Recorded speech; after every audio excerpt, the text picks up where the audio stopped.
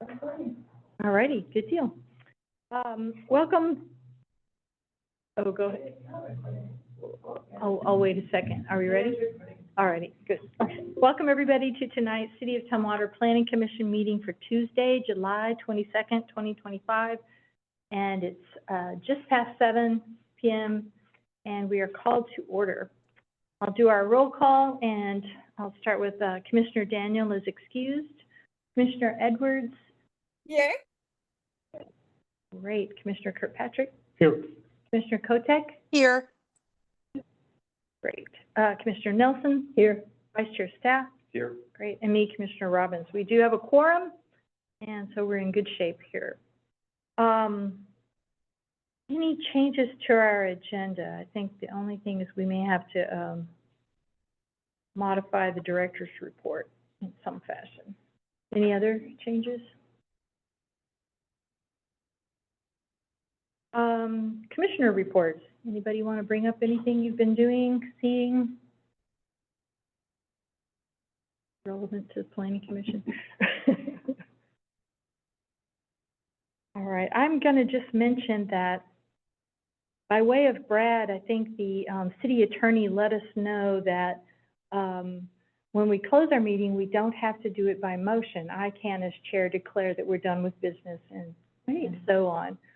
I think it's still possible if folks really want to do that. If I don't get around to it, you can make a motion. And for sure, if we need to extend the meeting past our rules of procedure time of 9 o'clock, that will still need a motion. But otherwise, we found out we can make it slightly more efficient. We don't need a formal motion to finish the meeting. So I'm going to try it out tonight, maybe.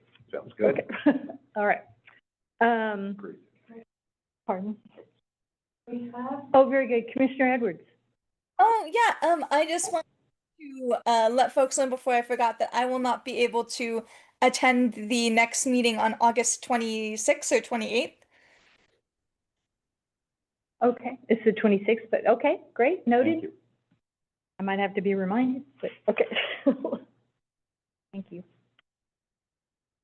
All right, did anybody else, any other commissioners have anything to report on? All right. For the director's report, Brad's not going to be here, but I'm wondering, Dana or Erica, did you all want to mention anything at all? The only thing that Brad mentioned during our staff meeting today, that we can share, that is public, is that our community survey, we had a presentation from the consultant who performed it and got some information back, and I'm sure he'll be interested to share that with you. And we reviewed his staff, and it was eye-opening and gave us some great information. Great, we can expect that maybe on the 26th. I'm not sure if he'll do a presentation on it or if he'll send it out. Okay, either way. Erica. Hey there, just wanted to give some feedback. Dana, if you're presenting, you might want to get closer to a speaker. Oh, thank you. I appreciate that. Yeah. Okay. Will that little triangle thing move closer, or do you need to be over here? I might move myself or try and adjust the triangle. Ooh, it reaches. Oh, my. It's already a lot better. Oh, Stick the table in? Yeah, that's probably, I mean, if it's not angled perfectly, I think we'll live for one evening. right. Thanks for mentioning that, Erica. Thank you. Hopefully we fixed that. Yeah, that's way Okay. better. Yeah. And talking to us a lot. Okay. Very good. Let's go to public comment. It looks like we have a couple of people whose names I can't see for the glare. Bradley Isold. Okay, Mr. Isold, if you would like to address the Planning Commission on general matters, this would be your time. If you'd state your name and where you live and if you represent anybody.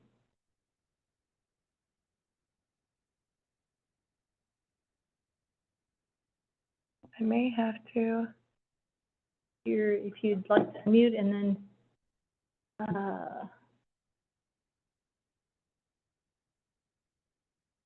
I have no All comment. right, you're unmuted. Thank you. All right, I didn't quite make that out, but I think No that was a decline. Yeah.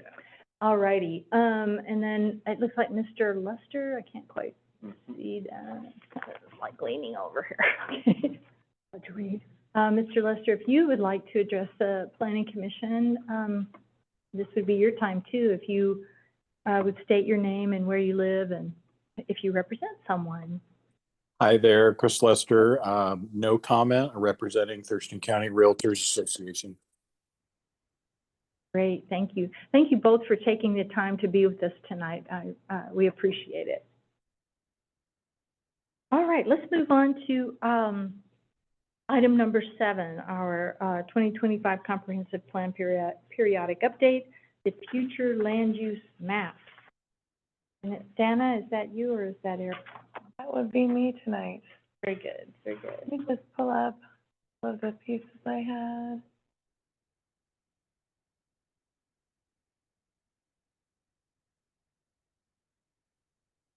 It will allow me to get to my buttons. I have to minimize a little bit and move the screen around. There we are.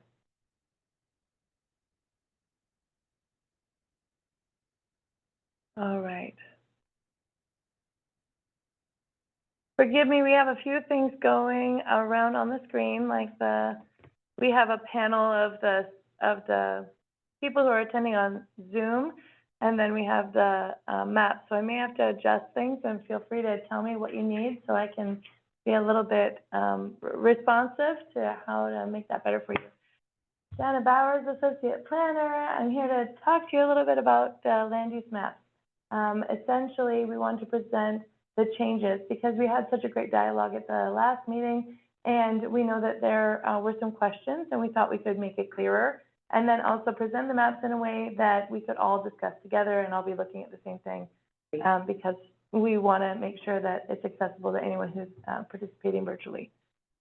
So I wanted to start with the changes map because this was pretty familiar for last week, and we dove into this pretty robustly. But I did add a couple of annotations that I thought would make it a little easier. So anytime we have a change in land use on this map, it is, there's a code to let you know what it was and what it will be. And so I'll just scroll down to the changes table here and zoom in. So we have a single family low density changing to low density residential. We have single family medium density changing to low density residential. So you'll see that 2 of our district, they're not districts yet, they are designations. 2 of our designations are becoming 1. And that's, for point of clarification, it's, you know, a lot simpler, a lot easier to follow rules that have less components and pieces. So we also, they really do fit into the same category in terms of it's just low density. And if we wanted to say ultra low density, but we do have that in the rural residential resource, the residential sensitive residential area. So I just wanted to point that out. The residential sensitive resource area is like a very pale yellow, and then the brighter yellow is the new low density residential when we're looking at the map. So then we also have the multifamily medium density, and that will now be medium density residential, and then multifamily high density will now be high density residential.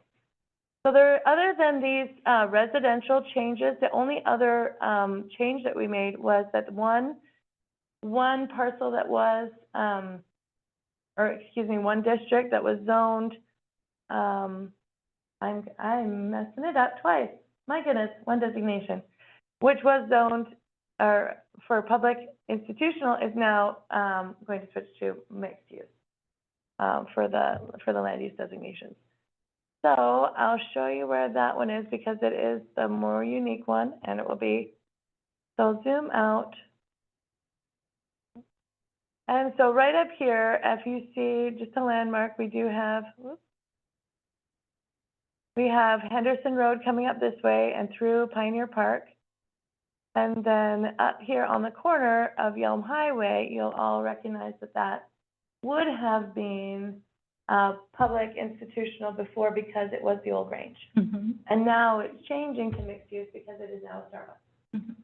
And it makes more sense to continue with that designation because that is the current use and that is the foreseeable ongoing use. So if you have questions about that change, please let me know or comments. Happy to take I them. do have a question about I'm glad for the little legend down with the changes. I'm wondering though, if the new designations equate to ranges of residents or households, numbers, some absolute numbers or a range of numbers that we, In terms of density. yeah. Yes, absolutely. So the densities are going to be, when we talked about land use was that 2 weeks ago or a month ago? Then that packet in the new code discussed the new densities. Mhm. And so I can pull those up if you'd like. They're in a different, it'll just take me a minute to pull up. That's okay. What I'm maybe hoping for it, eventually to see is, I wonder if there's a way to squeeze in that little chart, that little legend on the bottom of this map, Okay. what that, hopefully it only is a narrow little column that you need for what low density to, what medium, and so on. Okay, so to include that information all in one place? Yep, I can absolutely do that. Just an idea, or anybody looking at the map, and that's a good idea. That's a great idea. Thank you. So Dana, the only change on this map is that one up there in the corner of Henderson, and everything else was essentially, when you combine the two into the one low density, everything else is essentially the same. We haven't created more multi-use or more warehouse or anything like that. No, not at all. Yeah. So, and that's one of the things I wanted to really point out as that those are really the only changes that we're proposing moving forward. And that because we were able to change the densities, then we don't need to change any further land from a commercial use into a residential use in order to meet our building needs, I guess, essentially. So one of the pieces that I don't know that I went in as much detail on at the last session was that we did have a buildable lands analysis done by PRPC, and they do it regularly for all the jurisdictions. The last one they did, I believe, was 2018, and so it was a little bit out of date. And then since we had all of the updates for legislative changes in 2023, especially with House Bill 1181 had some changes that impacted it, but it was more the housing bill. Erica, you probably know the number off the top of your head. Anyway, there was that bill that said we need to account for housing for all income levels. Mm-hmm. That really changed how that buildable lands and our land capacity was going to be answered. And so Thurston Regional Planning Council took and revised just the housing piece for that study. And that's where we got the different levels of area median income and how many housing units we needed for each. And where we discovered that we were just barely, and we talked about it, that we were just barely in the surplus, but it was like 1%. It would mean like a 1% vacancy rate for those groups. So that wouldn't be a market that is really competitive and would lead to even more rate and rent increases and that kind of thing. So then, going backward just a hair, so we figured out the housing again, and we've talked really extensively about that. But I want to go back to that 2018 study, because the initial study and the study that we do periodically, or that TRPC does for all the cities periodically, includes both industrial and commercial lands. So the reason the reason why they didn't update those numbers is that nothing came down in the legislation that needed updating. So that was one piece.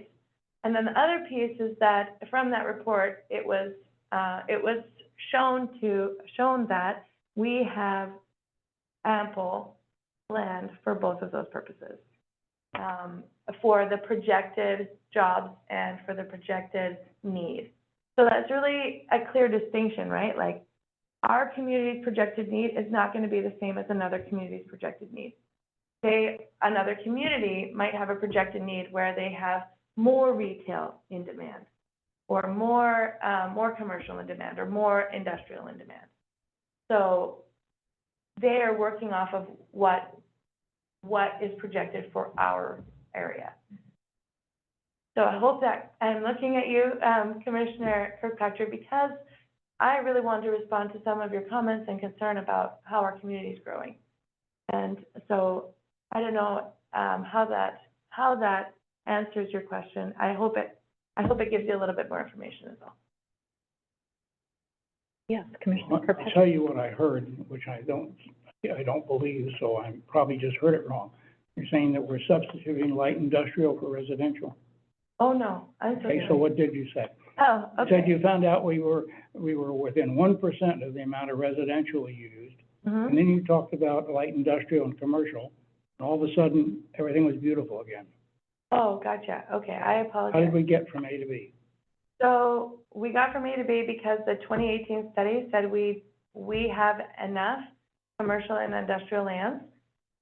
So we didn't modify that at all because we don't want to decrease that amount and all of a sudden not have enough. But the study showed us when we did the update, when TRPC did the update in 2023, showed us that we were just barely at a deficit. So being at a deficit means we have a couple of different options.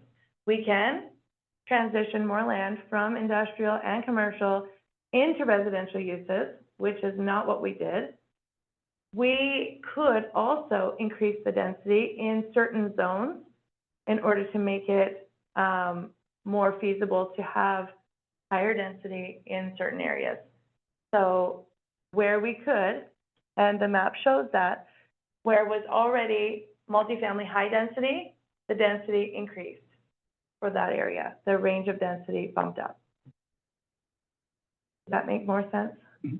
Okay, I'm glad I was able to stay at the end because I did hop around the first time a little bit. That answer your question? You still have a range of densities though, right? Mm-hmm. So you're at the beck and call of the developer on what actually gets built. Yes, So you may get the numbers to come out right by assuming a higher density than we really have control over. right. But and therefore that's why we set the minimum, so that we do have areas that have an absolute minimum of like 18 units per acre. So somebody planning to build 10 units, you'd have to say no to. Yep. Or get a variance of some kind for whatever reason.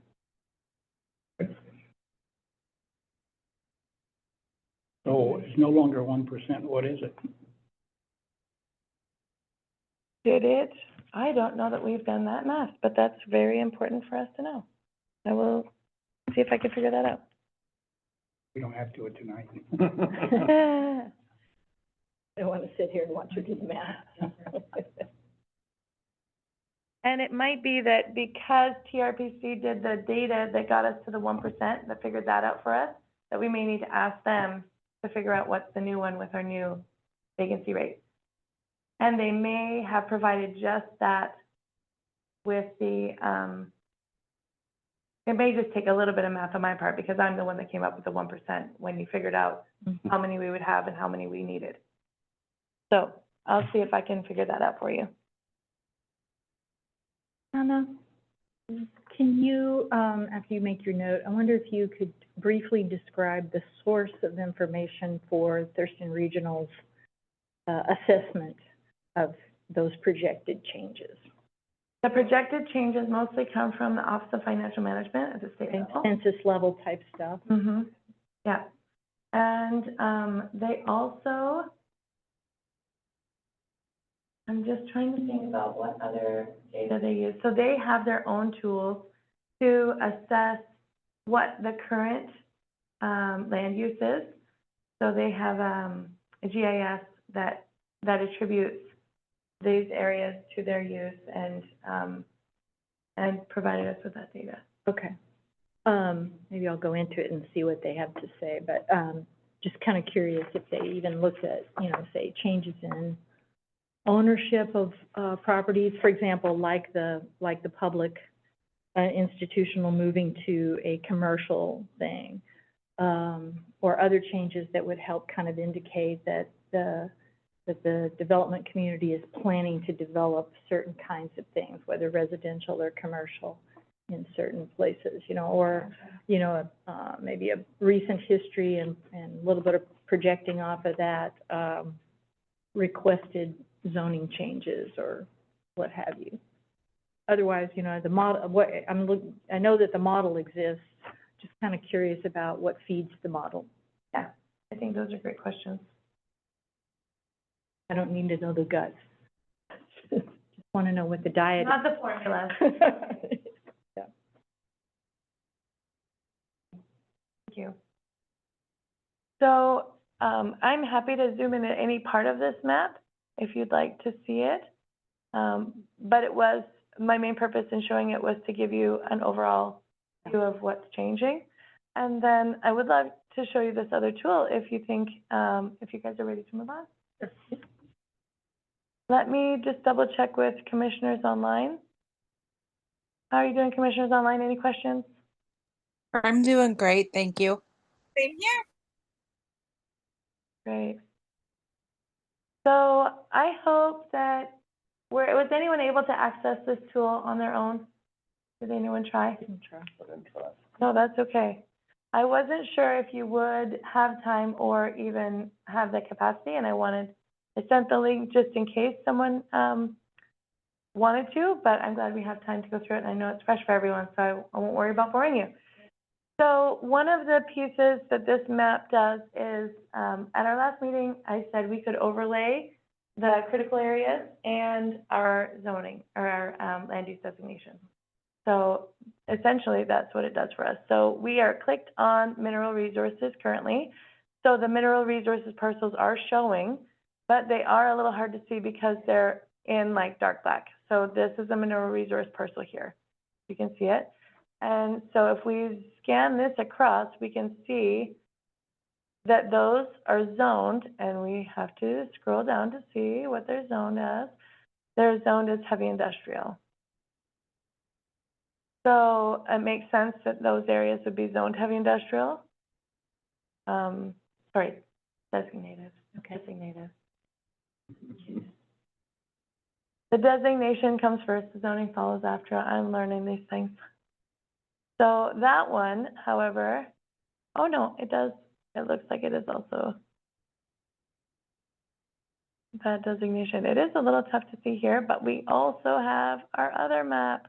If we got really curious and we're like, I can't really see that very well, we can go back and say, well, what is the designation for that parcel? Oh, it's light industrial over there.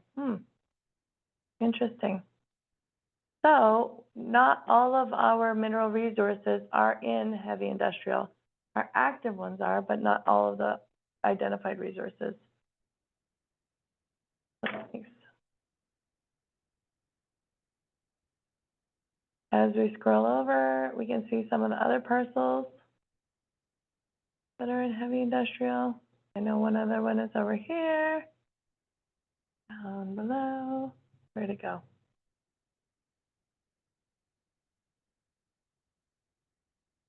They are, oh, there we go. There's another little bit here, I believe. Okay, so if you see this one, it is heavy, a resource, a mining resource, a mineral resource, but it's mostly zoned natural resources, or designated. Excuse me, goodness gracious. I gotta get that right. Sorry, parks and open space. So open space, again, is our natural resource designation for that's protected and not develop it. Mhm. Back up in the northwest quadrant of the map, there's something in kind of a bright green that's not on the legend. That color, unless I'm totally colorblind, it's not really on the legend. It's right below that industrial. You see where? This one here? Yeah, it's sort of, maybe scoot your line back over. I don't remember if it showed it. Zoom out a little bit. Am I in the right quadrant? Yeah, it's right below that little, that dark, right below that. Right here? It's not bright green. I'll show you on my map right here. On the paper map. It's the paper one. So this one right here. Yeah. So this is UGA zoning. And this is not currently this is not the purview of the city, this is the purview of the county. Okay, so that's So, a chunk of county. yeah, so this is all UGA, so technically, the county zones the UGA parcels. So, all of these, that's why they have, this is their open space, but they also have a park designation, so they're two different colors. Okay, yeah. And I can show you at the bottom of this map where it kind of goes through that. Yeah, I didn't see that bright green on the Correct. color legend Yep, I will have to add it. that I was wondering about. Okay.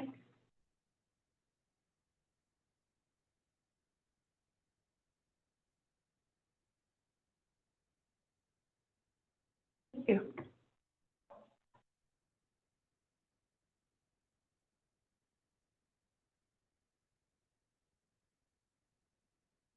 Yeah, keep going. All right, so that was the mineral resources. We can scroll over to flooding hazard, and it gets really interesting because then we can see all of our potential flood zones, our hazard areas, and we can see how they are designated. So if we want to scroll in a little bit more, this is, I believe, Trusper Lake. And that is all the light green parks designation, parks and open space.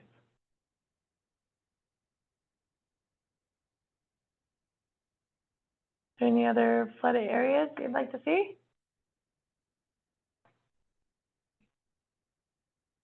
Sure. Anything you're particularly, yeah. Take a look where the pedestrian bridge goes across I-5, where those new apartments are being built on commercial property. Right there, that is. Tyee Road? Tyee. On Tyee Road. And there's the pedestrian bridge there. So this one, this pink is mixed use. And then this red is commercial.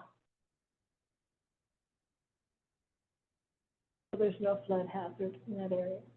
Hey, Not Dana, that do you it mind shows on scrolling that. it so we can see the total zoning? It kind of seems like it's cut in half for us online. Oh. Is that better? Did it just? Yeah, yeah. I think it's just a Okay. matter of showing it online. Yeah, that's great. Thank you. Oh, thank you. No worries. So would you like to see it again? Like this is just the flood portion of the map, so we can see the flood area here. I can zoom out so you can see the nearest flood area. Does that help? Mm-hmm. It's changing from commercial to mixed use. It had been mixed use as of the previous land use designation map. So if it had changed, it was before then. And I think the mixed use zone was new in 2016, I believe, or mixed use designation. I'd have to double check that, but it is one of the more recent designations. So it could, I don't imagine that it happened in between comp plan updates, but it is possible that there was an update in between, and it was between the two. So I can say when did the mixed use designation start? Commissioner Staff? I have a question going back to the other map, sorry. On the northeast side of the airport where we have this whole gray swath of light industrial, Right here? down below a little bit further. Bordering the. Yeah, it's right around there. That's where Bush Prairie Farm is, which I didn't think farmland was light industrial. Right, And also conservation land is all along that strip right, that is classified as light industrial. right. How, So the light industrial uses include agriculture. okay, Absolutely. so that is agriculture and Yeah. pocket gopher, all of that. Okay, so that, okay, thank you. No worries. I had that question because I'm like, it doesn't look, Well, light industrial is really broad.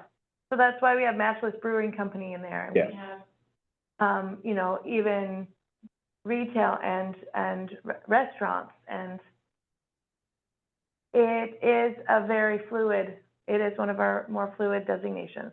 gotcha. Because, yeah, when I was doing the research on light industrial, farmland and agriculture was separate in a lot of areas. So I just, am hoping that that helps protect some of our farmlands. As far as I remember, and I'm gonna make a note of it because I don't wanna misquote, but the only, zone that agriculture wasn't allowed in is heavy industrial. Okay. As far as I remember. Thank you.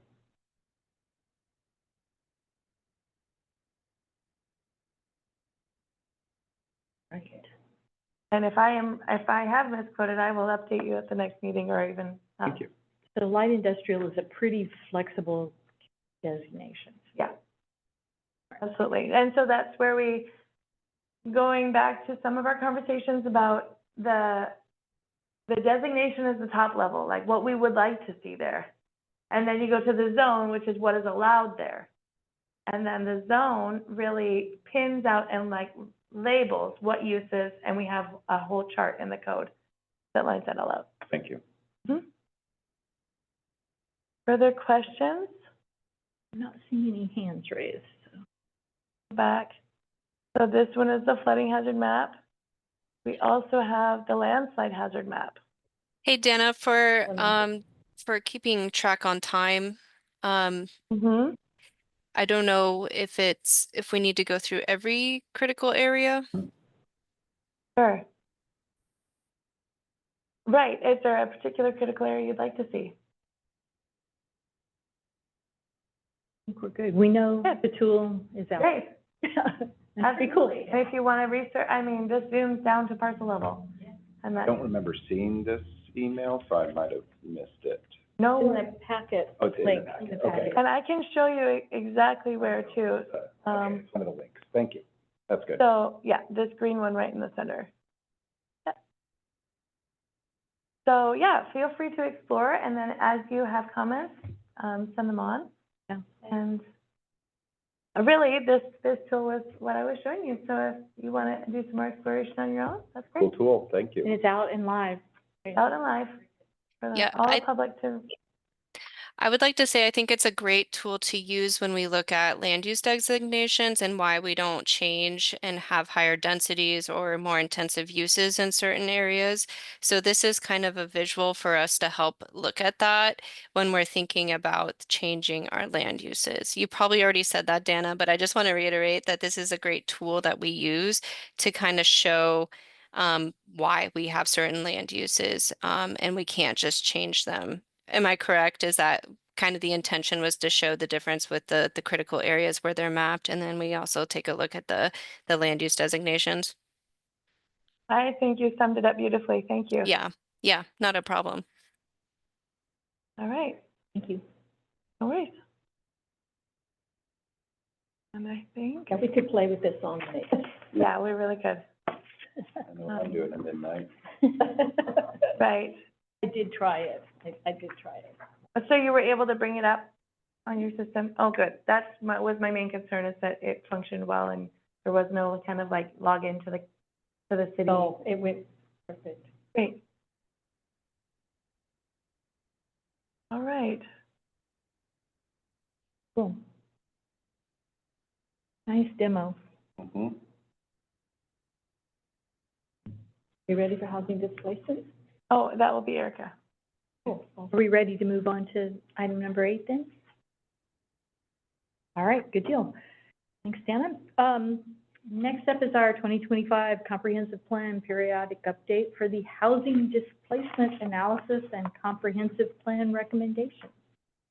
Right, and I will. Erica, from afar, will lead us through Yeah. this. Go on ahead. Yep, I'm joining you guys remotely tonight, and as the introduction stated, we are going to review the Housing Displacement Analysis Report. Give me just one moment while I get that up for you guys to see.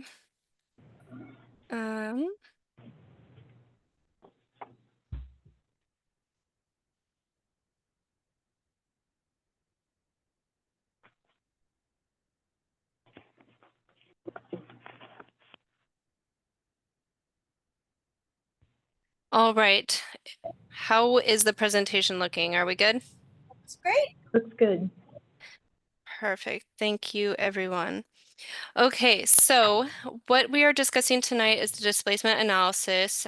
We hired Uncommon Bridges and BHC consultants. This was a regional effort with the cities of Olympia, Lacey, and Yelm as well. The reason I wanted to share this is because the last time we talked about the housing element, we had questions about we wanted to know more information about the displacement portion of the element. And when I had presented previously, we were still waiting for the final version of that analysis. And so we finally got that together, and I'm happy to present this all to you. We are going to discuss what is displacement, go through the analysis, and talk about our process and our public engagement, and really focus on Tumwater-specific displacement risks. Displacement, there are 3 types of displacement identified by the Department of Commerce. There's physical displacement, where households are directly forced to move for reasons such as eviction, foreclosure, deterioration in housing quality. There's the economic displacement, which is rising rents or the cost of home ownership or increased property taxes. Then we have the cultural displacement. So these are the residents that are compelled to move because people and institutions that make up their community have left the area. A little bit of background in why we're addressing displacement. The Growth Management Act requires that Tumwater's comprehensive plan contain a housing element that identifies racially disparate impacts. And when we talk about racially disparate impacts, that's actually an umbrella term. So within the racially disparate impacts, we have exclusion, we have displacement, and House Bill 1220 is what requires us to update our housing element to plan for and accommodate housing that's affordable to all income levels. So it really it's an umbrella term when we talk about racially disparate impacts, and displacement is a specific segment of that. So our housing element addresses displacement as well as racially disparate impacts. I hope that wasn't too overwhelming for you guys, but this slide kind of defines further the displacement, racially disparate impacts, and then also a term that we use frequently throughout the analysis and writing our element is gentrification.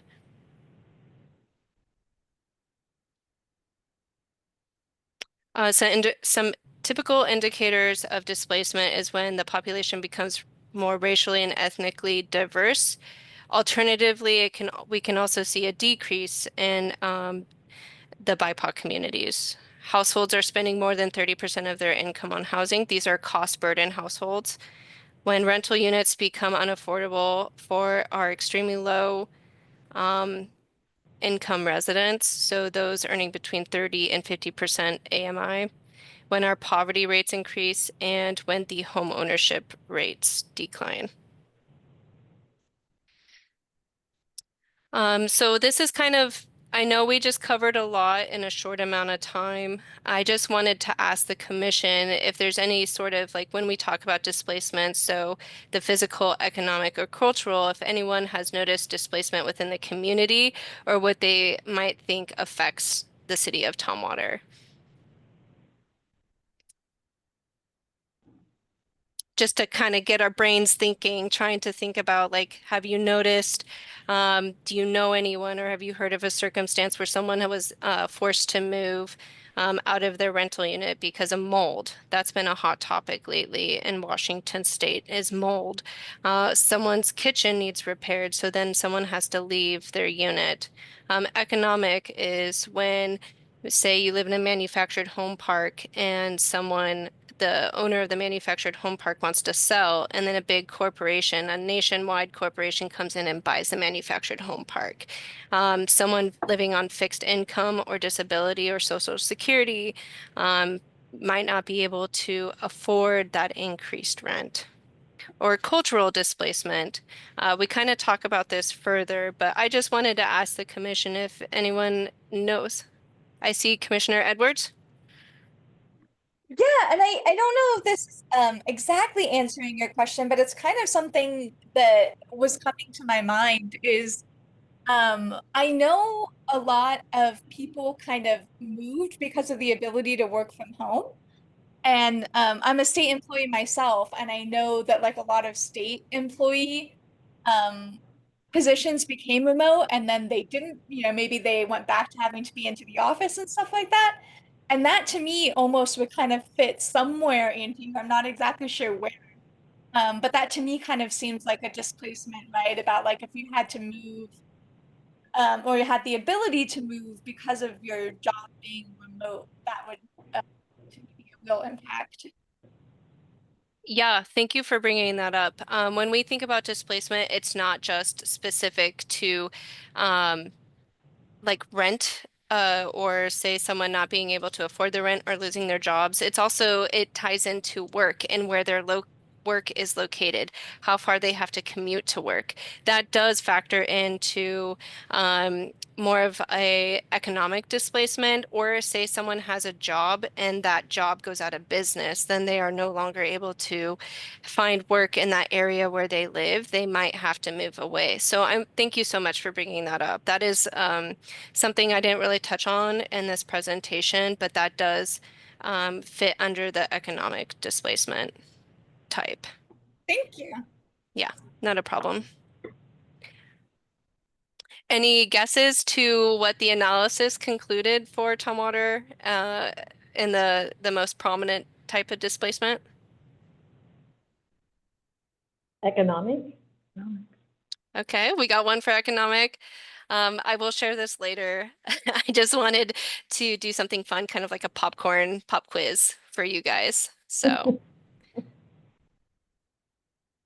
okay, so we're gonna go with economic so far. So getting into the analysis portion and how we analyze data and how we came to the conclusion of what type of displacement Tumwater is most prominent and at risk of. The analysis was completed by our contractors, and they helped us answer who is at risk, how do we measure local housing displacement, and what policies may help us to reduce the risk of housing displacement. We cannot control the private market, but as a jurisdiction, we can review our policies to ensure that we are not having any racially disparate impacts that may cause displacement, or what we're really trying to do with House Bill 1220 and all the recent legislation on housing is how do we reduce barriers to creating housing and maintaining housing. Some data collection and inputs for the analysis included some academic background research. These are articles, these are published stories, these are nationwide resources that the consultant used. We have our local policy review, which I kind of touched base on. So our housing action plan, our development regulations, and then our previous comprehensive plan, our previous housing element. And then the state the Department of Commerce has some tools that we used. And through all these inputs, the consultant team, they kind of balanced retrospective literature review with their lived experience. We did some public engagement, some public outreach. I will talk about that later in the presentation too. So really, we are just taking data nationwide, statewide, locally, and then reviewing our policies. And if I'm going too fast or skipping over, please interrupt. Let me know. Okay, so far so good. Okay. I kind of touched on this. This is how we did the consultants analyzed and came to the conclusions. I wanted to provide some of that data that the consultants gathered. This is a key one here. What we're looking at is the fastest growing racial and ethnic groups in Tumwater are Hispanic and Latino. But then alternatively, Tumwater saw a 64% decrease in the American Indian and Alaska Native populations over a 13-year span. So that really helps us kind of identify what communities are being displaced. We're not quite sure what happened and why, but this is something for us to consider. 64%, that's a pretty big number. Through some public engagement, we do have really great stakeholders in our housing element, and we try to incorporate some of that input we received. But so what we're seeing is an actual decrease in a cultural population. So that's cultural displacement.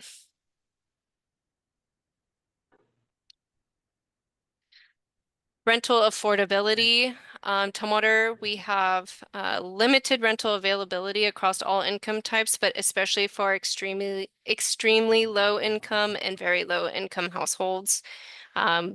We do know that we have under 50% AMI. We do have, through all our presentations and the tables that we've been showing you and sharing with you, we do have a target number that we want to reach for those specific income groups.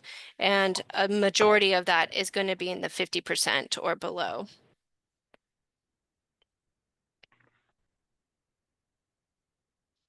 Another data.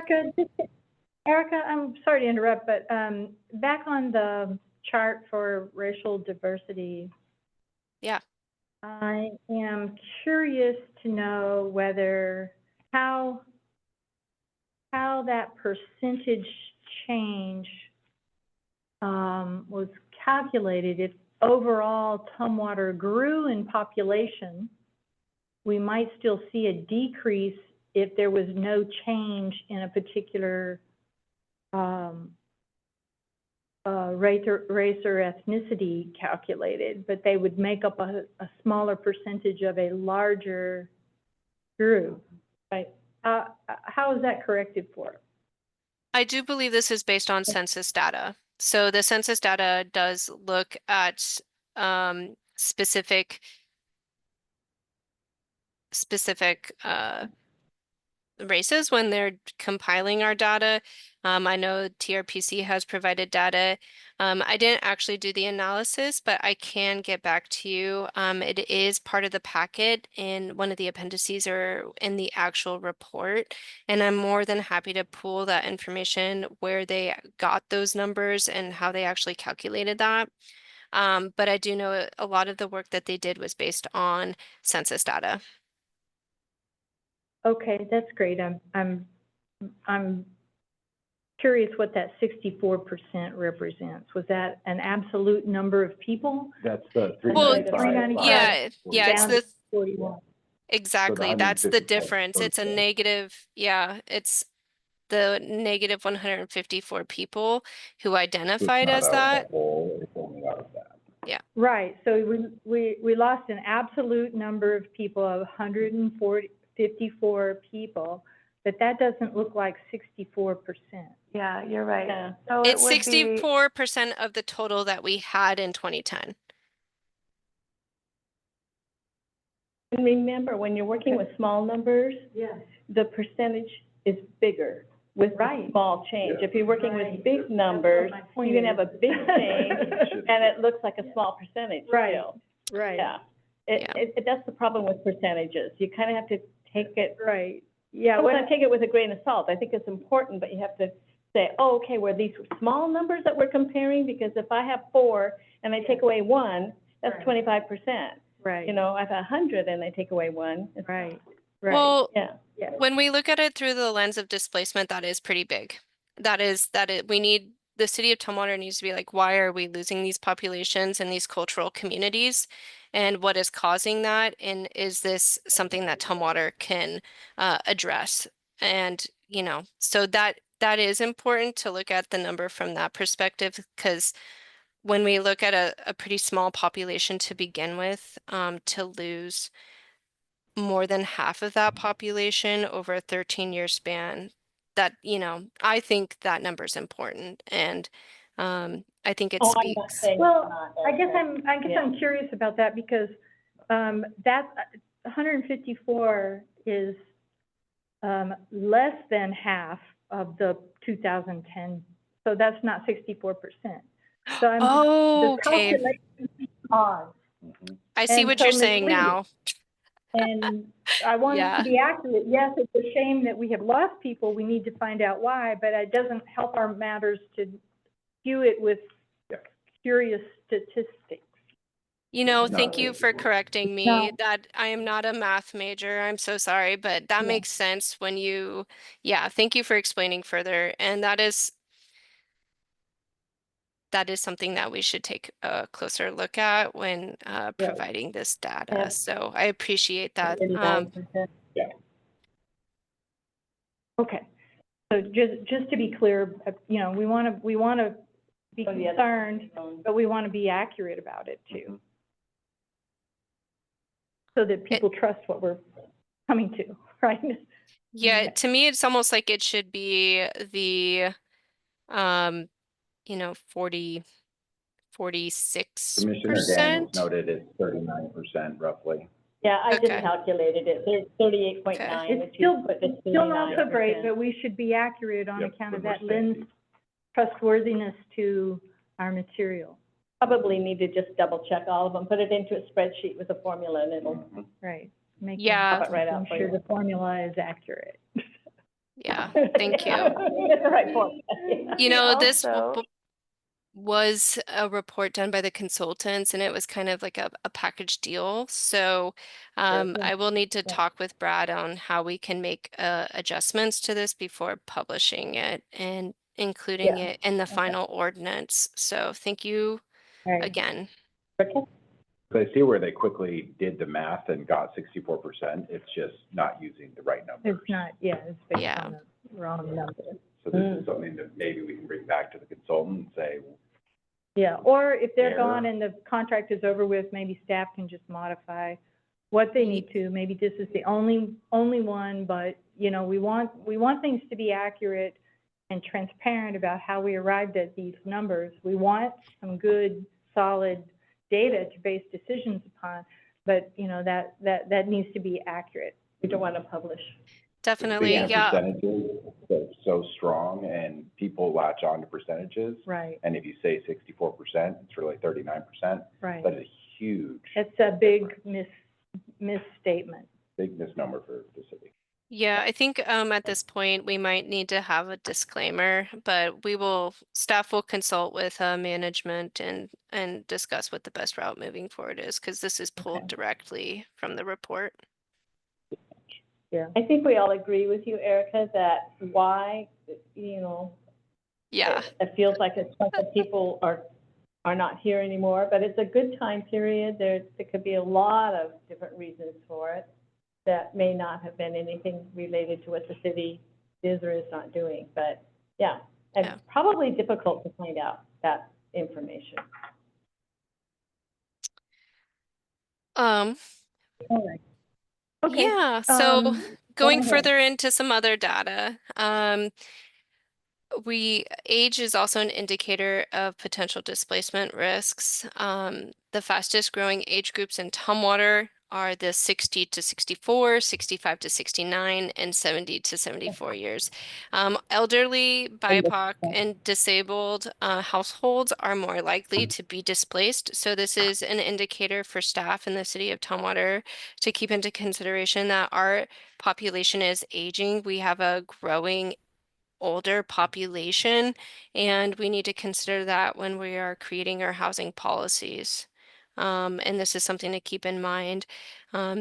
Besides using national data and census data and all that, we do know from our community and public engagement and conversations that we've had that this is a huge concern, that we do have an older population within the city of Tumwater, and there are pressures as far as housing go, and there is risks of displacement, especially for these age groups. Eric, on this chart, I'm wondering, there seem to be a lot of categories, a lot of age cohorts that are missing on the chart. It stops at 25 to 29. I on am the so chart. sorry. Bottom. I am merely presenting what our consultants have presented to us. They're printing on the back? Nope. Well, I saw the chart, and it's not missing. The data's all there. Well, it's in They there. just didn't print it for you for your packet. All right, it's not showing on your slide. Nothing between page 12 and page 13. I don't know what that means, because I was so curious about it. I went ahead, and I know you're not supposed to add up percentages, but I just did that out of curiosity, and you're absolutely right. I mean, you can look at it, the older population has been increasing, and the younger population has been decreasing. There's some odd little anomalies in there. And my husband's comment was, well, we're becoming a retirement community. Mm-hmm. I don't know if that's a true statement or not, really. Well, like, people are choosing Tumwater to retire to. I don't know that that is an accurate statement.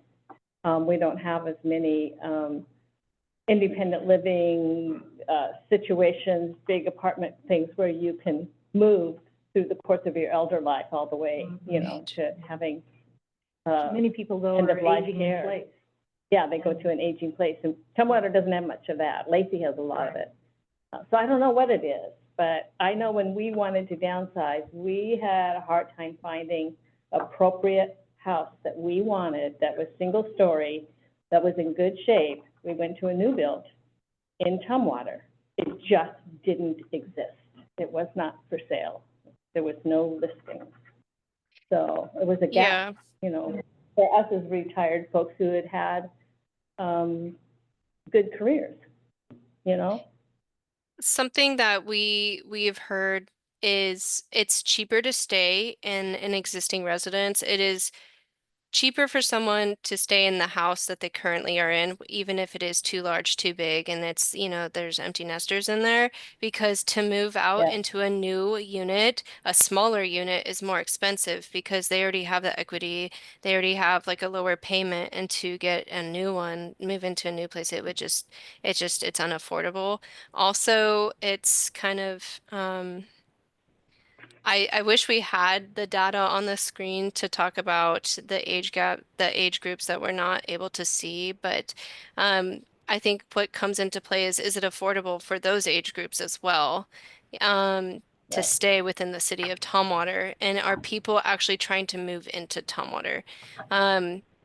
I think it's more families looking for single family homes that are larger that are moving to Tumwater, but we also have a lot of our multifamily housing projects that are being built currently. But I will say we've heard quite a bit from the community. It's easier and cheaper for the older age groups to stay in the housing that they're in versus moving away or moving into a different unit.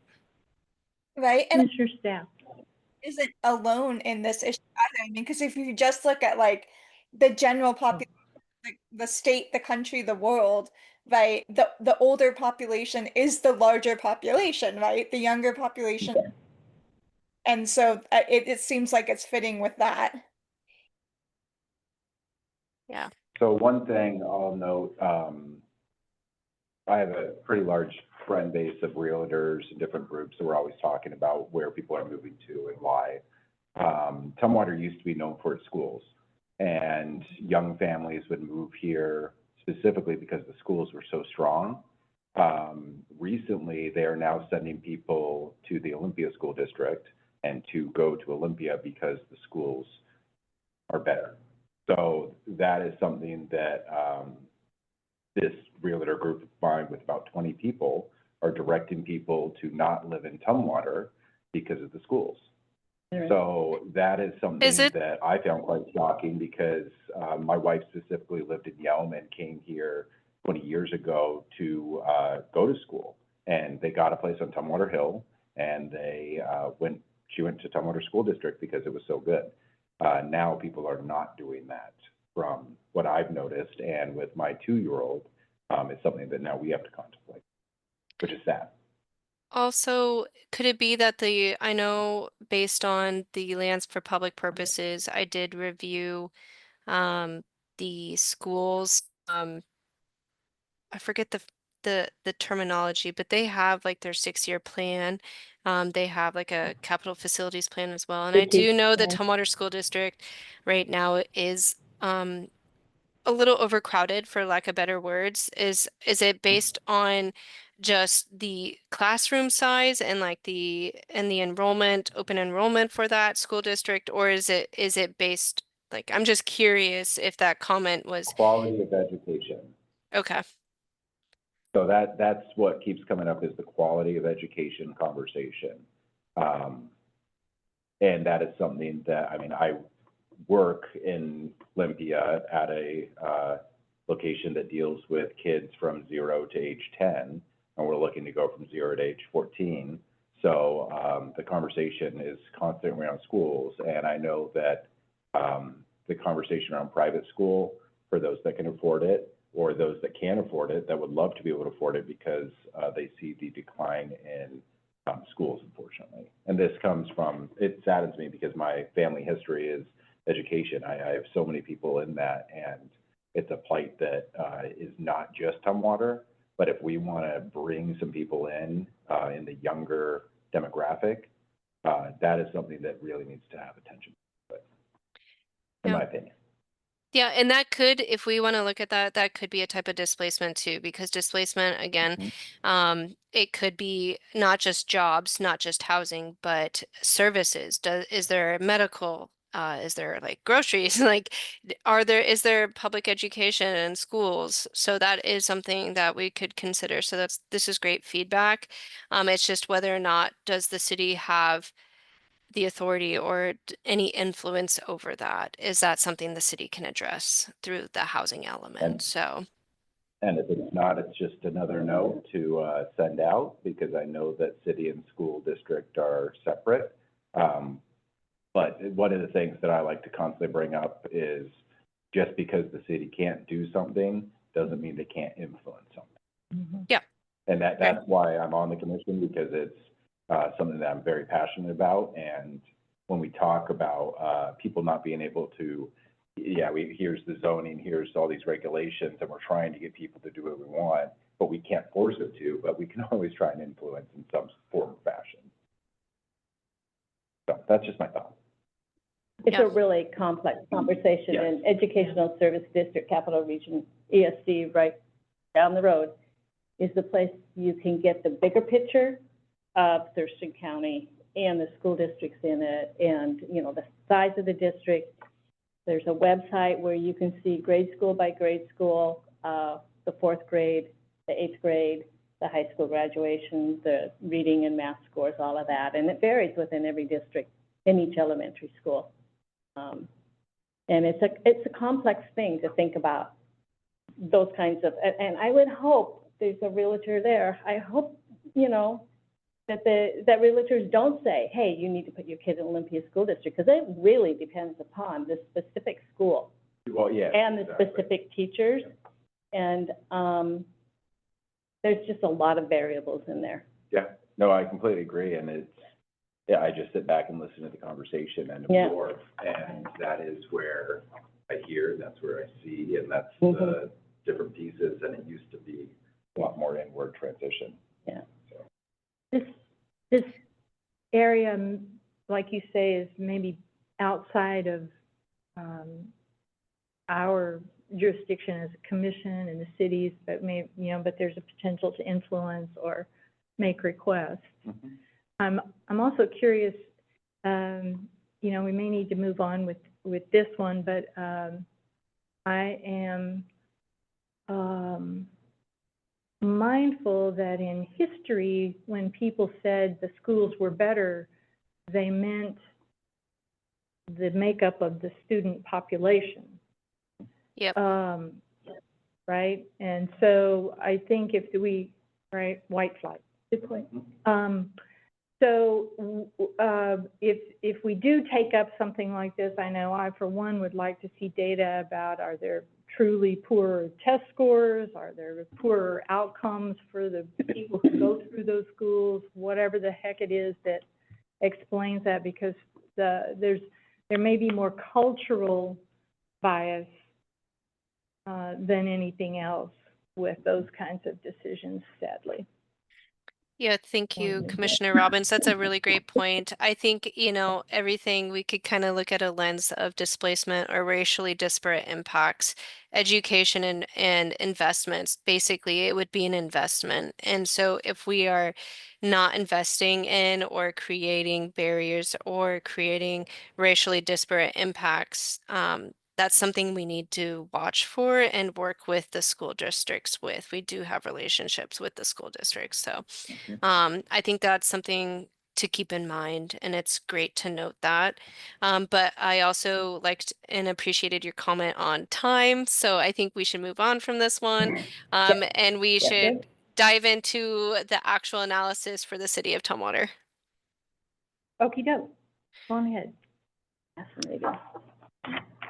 Okay, so I kind of touched on the way that we did the analyzing for displacement. We did reviews for the housing element, the 2016 housing element. We also reviewed the land use element, the goals and policies that were related to housing or residential uses. Our consultants also reviewed the housing action plan, and they used 3 kind of criteria for that. Does it prevent or repair harm?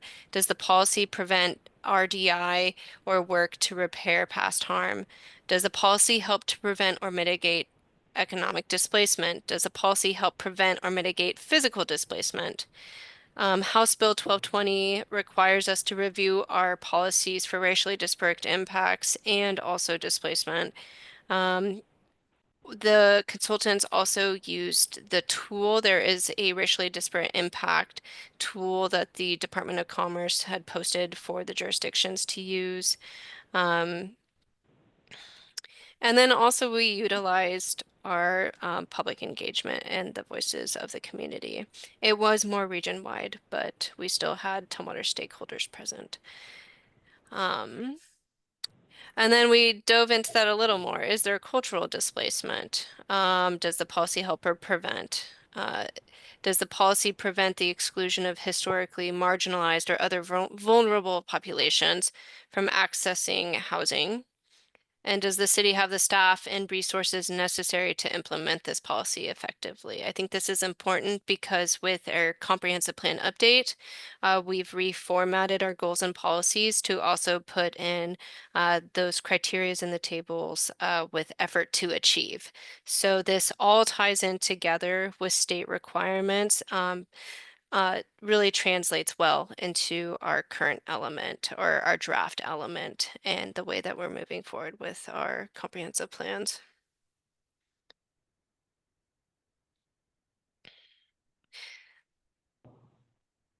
Then not only did they review it for state guidance and criteria, but Tumwater also came up with some specific criteria or concerns that we wanted to address when reviewing our policies. Does the policy encourage the preservation of naturally occurring affordable housing? A huge one for the city of Tumwater is our manufactured home parks. Does this policy incentivize and support development of affordable and deeply affordable housing? Again, we're talking about the AMIs under 50%. of the median income. Do we have housing to support those making that? Previously, in our discussions with the housing element, we kind of broke down AMI and what that means for specific workers in the community. And I don't know if you all remember, but we talked about cashiers, we talked about clerks, we talked about bankers. Our housing element kind of breaks down all the typical jobs and where they fall out in the AMI. And so we really need to address, do our policies incentivize affordable housing?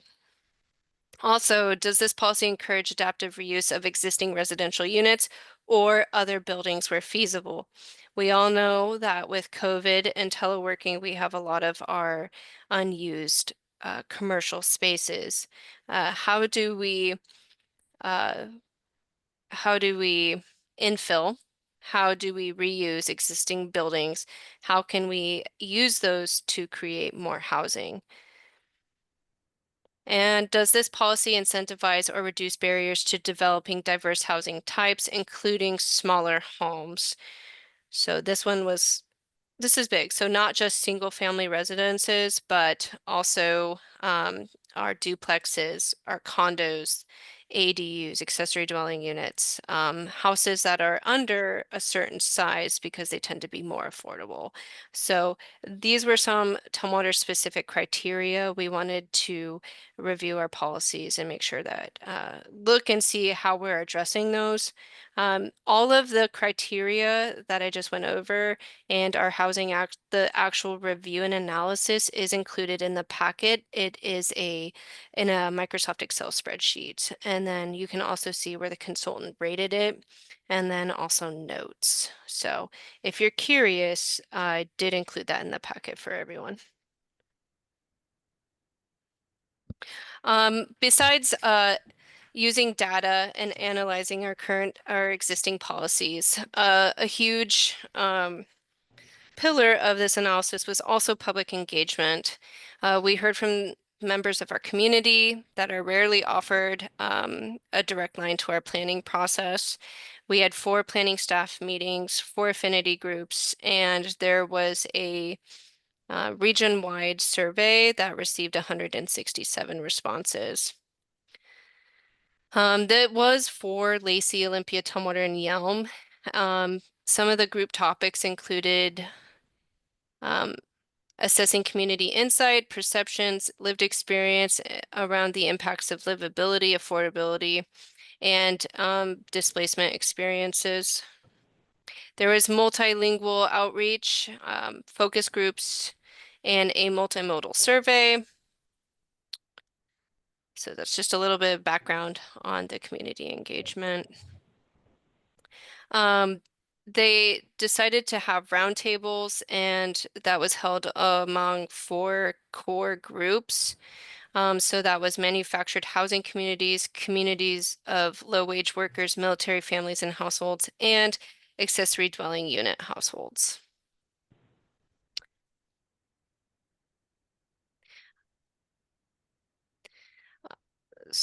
Some insights, what we heard after those roundtables. Displacement can happen to anybody. Economic impacts drive displacement. So again, that's jobs, the increase in rent, increase in your taxes, your property taxes. There are significant language barriers. Landlords do not or cannot effectively communicate eviction notices and warnings. There's a high correlation between displacement and homelessness. And displacement is escalating throughout the county. Watch the model that Thurston Regional Planning Council has put in place in creating change faster to learn best practices. I'm thinking they're referring to a tool, a displacement analysis tool that the jurisdictions in Thurston County can use at a later time. It's not finished quite yet. The perceived social safety net doesn't exist.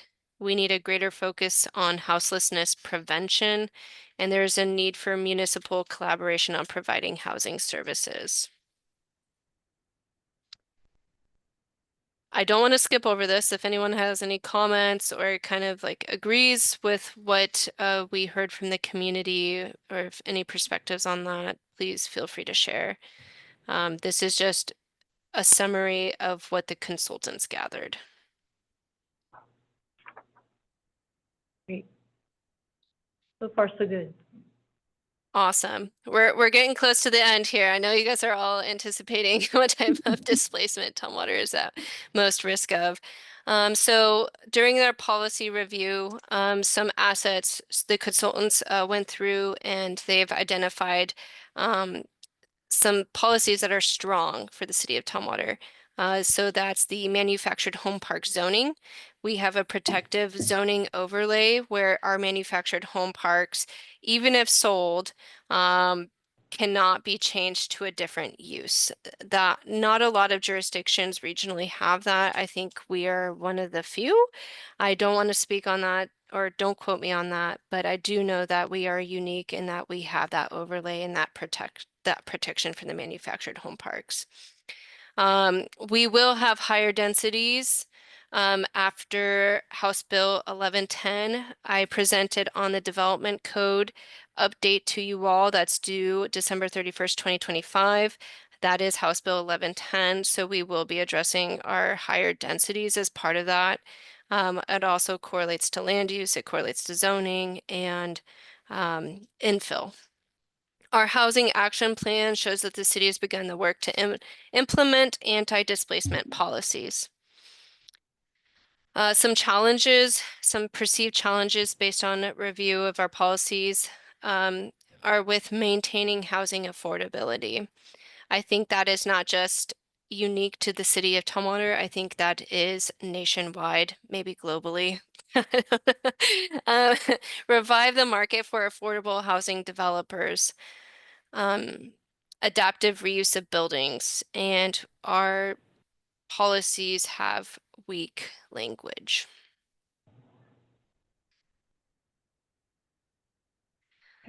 So some policy recommendations based on that review is to create a community land trust program for the manufactured home communities for when their manufactured home parks are sold. It is a way for the residents of the manufactured home park community to finance and purchase the manufactured home park. There is currently a noticing requirement through the Department of Commerce where the jurisdictions and the public are notified of when a manufactured home park comes on the market. I do believe it's just a short turnaround, like a 30-day notice. And what that does is it gives residents and jurisdictions time to basically purchase the community before it goes onto the private market. Mobile home ownership at the private, local, small scale, preserve existing affordable stock. So that kind of correlates to the community land trust program. And streamline our accessory dwelling use permit processing. I will say staff have been working regionally on the interlocal agreement for the new updated pre-approved accessory dwelling unit plans and through House Bill 1110, 1220, and all the development code updates, along with our legislative, you guys might recall when we had to update our permit timeline review processes to meet the state deadlines. We also did that. So our land use reviews are now more efficient and timely, or should be. So yeah, I think the consultant said we are on the right track. I believe that after we do our development code updates and we have our new housing element, the real work will begin and we will start to work on our draft implementation actions. And that's where we'll see the biggest difference. Erica, on that slide, the one with the 3 colors, Yeah. slide 24, do you have a rough idea of how many people would be served if these policy recommendations were implemented? In other words, are these going to be enough to meet the demand? Are these necessary but not sufficient? There are other things we need to do. That's a great question. This seems to be kind of based, or this is based on our consultant's review. This is based on community input and some CHAS data, which is actually federal. It's also based on census data. And I don't think, because the data sets were pre-COVID, I don't know that this analysis was useful and helpful, but the analysis was also on pre-COVID. I don't know, and it was also regionally. So I think this is a great tool for us to start thinking about displacement, but I don't know if these recommendations are going to be the strongest or the most fitting, especially because our community changes over time and because the data and the review that they did were based on pre-2021. I think we're leaning heavy on community input based on these, and I feel like there is a strong community voice for the manufactured home parks and a big concern with our manufactured home parks. So I feel like that's why we have a heavy policy recommendation geared towards the manufactured home parks. I think we should label them more like that. This page or things like this, we should label them as what we heard from our outreach, what we heard from participants in those sessions. And because all on its own, this looks like, oh, well, we'll just do these 3 things, boom, we're done. And I don't think that's accurate, right? Right. Yeah. And I would, I think if I was to dive into the analysis in the report and read further, I think what this is also trying to get at is kind of those data indicators that we saw earlier with the tables. Even though the percentages and the math might not have been right on those, we do have an increase in our older community. We do know, based on conversations, there are a lot of manufactured home parks that are 55 and above. And we are hearing from them that their manufactured home parks are being sold and that their rents are being increased. Also, we do know that a community land trust program would be helpful to the residents and maintaining affordability, which is something that Tumwater really wants to focus on, is maintaining and keeping affordable existing housing. And the ADU processing, yeah, I don't want to say personal opinions, but I'm sure the analysis kind of dives deeper into why they think that would be the best fit and recommendation for Tumwater. And I'm so sorry, I don't see, I think my slide got missed where it actually went into what displacement type we are at most risk of. I'm so sorry. Like, we are at most risk for economic displacement. So really keeping affordability based on the analysis, based on the tools that Commerce provided, and based on the review that our consultants did, they think that to address economic displacement, these would be the 3 strongest policy recommendations for us moving forward. Commissioner Kirkpatrick. Yes, the slide we're looking at is slide 24. We're missing the 4 slides leading up to it. Right. So there might have been a lot of information on those that might have led to the recommendation. But we go from 19 to 24. 19, 23, 24. I have 23. This is, I am so sorry. I feel like this is Yeah, you're right. technical error. Okay, so there's 18. Okay, we're missing between. Would it help you, Erica, if I shared the slideshow on my end? Yes. Do you think that would be helpful? It's, yeah, Yeah, can you check slide your 20 version, to Dana, 22. please? Absolutely. You had sent it to me as a backup, so hopefully that will be. Missing 19 through 22. I apologize. I feel like this is me working remote error. I blame the technology.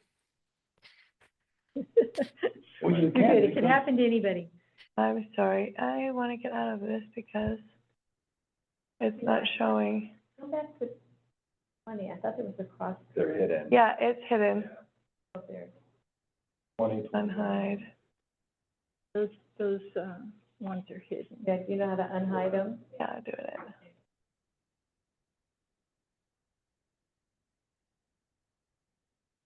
Something about the planets is making everything weird.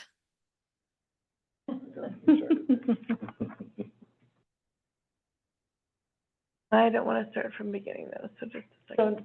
So 19 is missing also? No, we got 19, we're missing So 20 you're to 20 where 22. you are. There you Yeah. go, this is the slide that we're, The only thing is she can't see it because I have to, Where's 19? Okay, that's in the okay, other. let me go ahead and share it. They're on the Thank you opposite so side. much. No worries. But this information was in the write-up, in the report, the staff report stuff. So they had been hidden, Erica. So there was a little cross over here. Apologize, just to let her know what had happened. so here's your big reveal. So now the mishap is back on me. Sorry. Ta-da! Okay, there we go. So the most prominent risk type is economic. Economic displacement is characterized by the reciprocal relationship of subtle loss of low and middle income renters with a significant lack of affordable housing for the lowest income segments of population. It's interesting, it says renters. What about low and middle income folks, homeowners? Owners. Homeowners, so Is- the reasoning there behind anything- that is because typically homeowners have more protections than a renter. Sure, they do. But there's still some that potentially are at risk. Oh, yeah, definitely. Young married couples who bought a home thinking that they would then, that's the first step, and they take the next step up. And because they bought the home when interest rates were low, they can't afford to, their income hasn't increased enough to be able to sell that home and move into one with a much higher mortgage. And the cost of their insurance is doubling each And, year, yeah, which doesn't affect the rental people at all. yeah. So somehow that's missed a little bit. They have a home and they're choosing, and they will stay where they are. So it's not as significant as rental, but it is part of the economic picture. Well, and the quality of the home, so on my street, most of the houses were built 2008, 2009, 2010. Everybody's redoing the roofs right now. Yeah. And it's a shorter time period than people thought they would have. So you bought this house and then a few years later have to spend $25,000 to $38,000 on a roof. And then siding issues, and then this issue. And then, So you have all these, Mhm.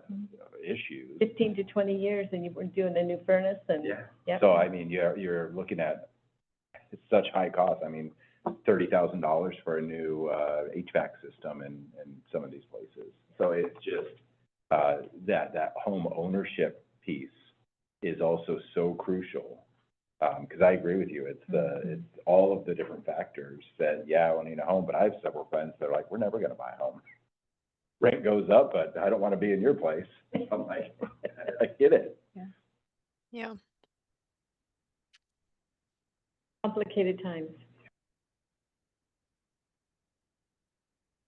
All right, if we could go to the next slide. Let's see.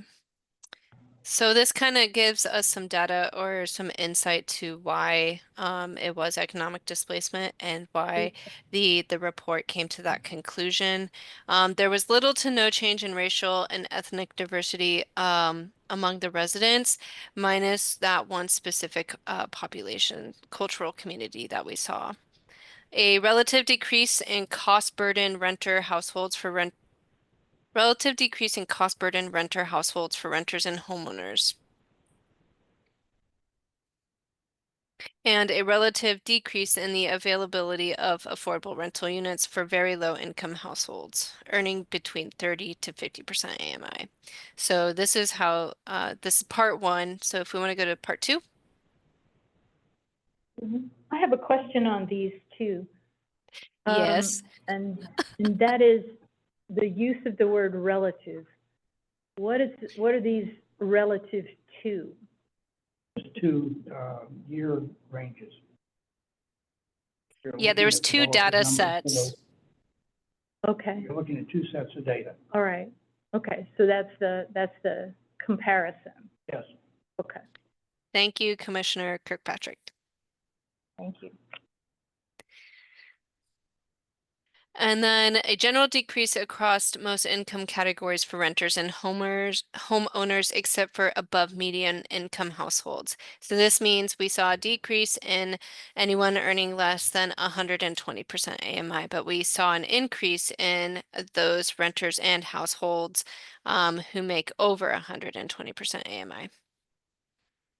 And an increase in overall homeowner households and a slight decrease in renters. So that's telling us that we do have, I think it's trying to tell a story of we have people with higher incomes who are moving into Tumwater, who live in Tumwater, rent in Tumwater, and own homes in Tumwater.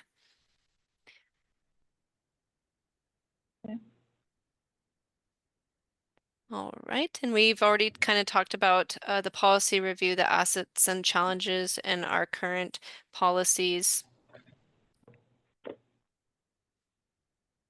Talked about this. So next steps, staff have incorporated the suggested policies and language amendments into the draft housing element.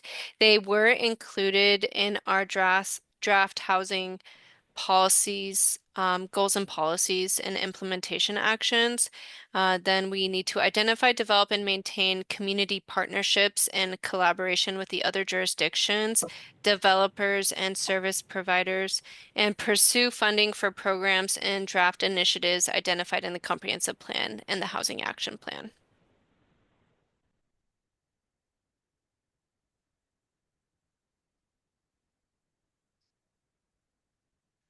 All right. So hopefully this will all get, I'm going to review I'm going to review the analysis. We got some great feedback on maybe doing some fact checking and making sure we have correct numbers. Before we publish that, I'm going to take a look at it. But it was included in your packet tonight, and the packet is included online and available for the public to review the actual report and the Excel spreadsheet, the policy analysis. So that's where you can find some of those guidance, the packet for now. And as always, you can reach out to me with questions, comments, concerns, and I appreciate your time tonight and the feedback on the displacement analysis. You can always submit the comments also to the comp plan email. I do believe it's actually preferred right now to send it so we can send it to the comp plan email so we can track it. But yeah, thank you everyone. That concludes my presentation for the displacement analysis. Great, thank you. Any questions for Erica? Other commentary?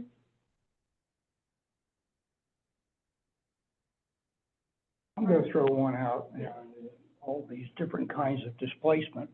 And I read some of the contractors' work there. And it seems to me when I went through the contractors' work, what they're saying is that houses are more important than trees. We were being told exactly the opposite of that 3 years ago. So we're going to have tree displacement. But we were saying if you want to find the poorest part of town, you look for the part that doesn't have any trees. Okay. So now when I see the suggested language that the contractors put in there, they put in there that trees are only important as long as they don't keep you from having another house. Commissioner Kirkpatrick, do you mind, when you say contractors, are you talking about the consultants and within this report? Right. Okay, thank you. I didn't catch that. Do you know, can you reference like what part of the report for me, please? I'll email you. Thank you. Yeah, that would be most helpful.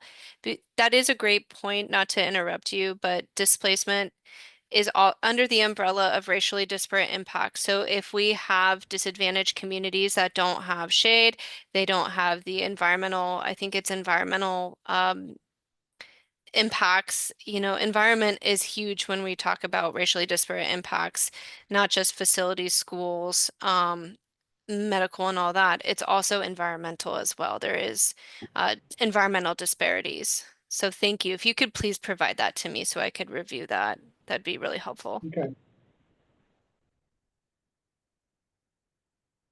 It is part of the climate element and should be considered in all of our elements to consider environmental justice, which is just that, reviewing where we are siting housing next to places that have different suitability based on the characteristic of the housing and thinking about who may be more likely to live there.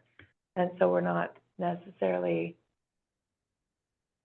inadvertently putting people of color or people of different income groups in harm's way. Thank you, Dana. Yeah, that is a great elaboration on that. That's the word we're looking for is environmental justice. So thank you. You're welcome. I'd be curious if you find the reference, if you either provide it to Erica, but maybe then Erica, you could let us know too, or maybe in a future time on this topic, we can talk about that. Yeah, I think Well, I what know if we do away with street trees, we do away with our development plan, which says that you must retain a certain number of trees per acre when you build, you're going to have to have tree displacement in order to get more houses per acre. For the density to go up, the thing that's going to go the most in Tumwater is trees. That's what we're well known for, is because we've got a lot of trees. Well, that's what it looks like in the newest apartments that are going up on Tyee Road. There's no trees. there is a in those balance. apartments. Planners are unfortunately tasked with the act of balancing between all things, because when we talk about land use, we talk about zoning, and we talked about Growth Management Act. It's the Growth Management Act goals and policies where we want to keep development within the city jurisdictions, but we also don't want to create the environmental injustices or disparities. It is tough. It's not easy to try to address climate, housing, transportation, all these other factors that go into an urban area when we look at growth management acts and the goals and policies that we need to address. It is tough. And especially when we have developments going in that were permitted and reviewed under previous codes, previous comprehensive plans. There's a lot of factors.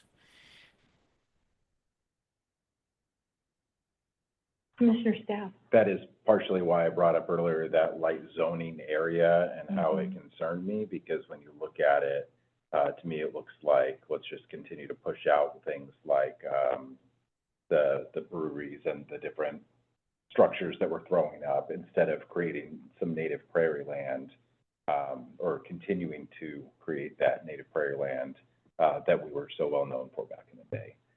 So that was just why I made that comment earlier, because losing the trees is super important not to do. And I some of the subsequent maps, I did see the little sliver that is Bush Prairie Farm there, called out, kind of carved out in that area. But on one of the other ones, it was just straight across. Yeah, I think it's a sentiment that all residents of Tumwater kind of shares. It is more of a rural, it's a city, but it also does seem more rural. And I think that appeals to a lot of people when looking at Tumwater and who grew up in Tumwater and, see the development going on. So. Well, the concern I have is our new logo is a building right next to the water. So it's one of those things that, we're talking about throwing up more buildings, and there's a building instead of, some people and an ox. Commissioner Staff, that's the brew tower. That's the I know. iconic brew tower that the community wants us to Well, and the picture of the, people, I would like to think were my ancestors that, came and founded this town. So, that's just my viewpoint, taking in the people that, came and worked well with the indigenous folks around here, and led that first wagon train, up this way. So that is my take on it. And that's why I constantly bring up Bush Prairie Farm, because it is, my history and my ancestry. So that is why you'll hear me say that quite a bit, and why I want to protect farmland and agriculture in this area, because it is so, so important. I do agree the brewery tower is beautiful, and we'll see some great things down the future, but I don't want us to lose our, lands, our parks, all those things that really make us a great city. I live right above Isabella Bush Park, again, another one of my family namesakes, but, it's a beautiful park for what it is. There's a great growing, area, there's, all sorts of things. So that's just why I don't want to lose that. And I think the tree aspect is so critical. We fought to save the Meeker oak. We did lose the bush butternut tree a few years ago, which was the oldest living butternut tree in the country. So trees, I feel, are very, very important, to our community, and making sure that we have the proper trees on the streets that aren't destroying the streets, all that. So there we go. Yeah. I'll end it there. yeah, staff do care and appreciate, the needs of the community while also trying to balance state requirements. So I appreciate all the comments, all the feedback. And I will follow up with you all as soon as I have a path forward on how to address some of the data and the information that was shared in the report. Sound good? Great. Yeah. Thank you, Erica. Much Yeah. appreciated. Thank you. Great. Great. Good discussion, everybody, too. So appreciate that. Let's see, our next meeting date is the 26th of August. Remember, we're skipping the first one in August, so probably have to be reminded. Wow, what wild thing can I do on it? A free night. And I don't have handy my little timeline to know what our topics are going to be, but that's okay. We've got plenty of time to work on that. All right, well, with no further business, I declare us adjourned. Thank you all so much. Have a good night. Have a good night. Good night. Good job.